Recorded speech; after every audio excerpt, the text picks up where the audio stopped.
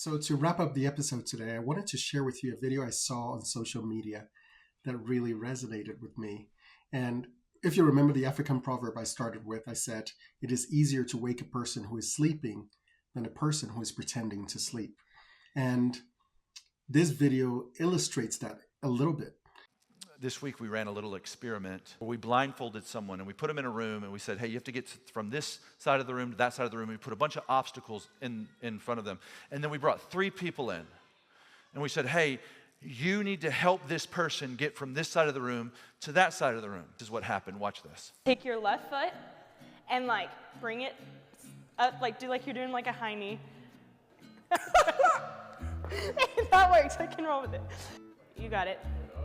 Right foot up and move it to your right. Like a step to, okay. Nate, can I touch him? You know everything you need to know. Gotcha. Right foot forward, a step right there. Perfect.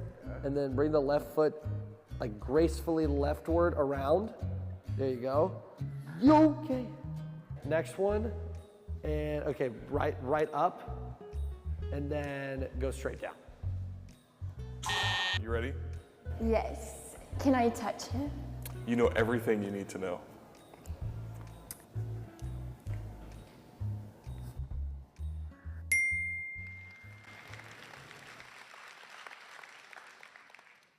And we're clapping. It's really not that impressive. They're just take the blindfold off.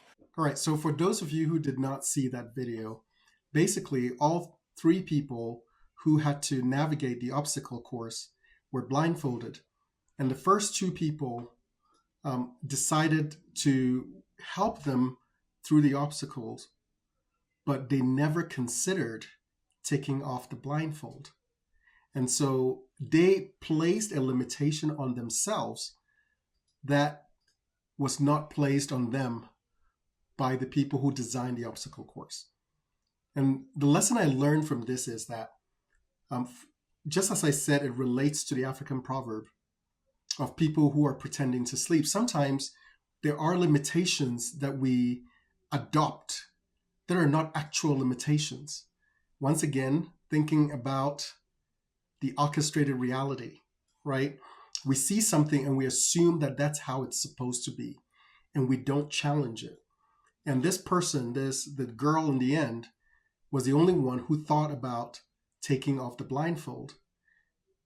And so my advice to you this week is look at your own life, evaluate your life, and see if there are parts and portions of your life that are operating based on a reality that does not actually exist. What parts of your life is orchestrated and what parts are actually real and intentional? And when you identify those areas that are not real, the question is, what do you do then? My advice to you is that you begin to dig deeper, you begin to learn, gain knowledge, gain understanding, and then if barriers need to be broken, you need to be willing and confident and courageous to begin to break those barriers. And these may be in your own life or in the lives of the people who you care about. So don't assume that the blindfold that has been placed over your eyes are supposed to be there. Don't assume that the limitations you've been told are actually real. Do not adopt the limitations of the people you listen to.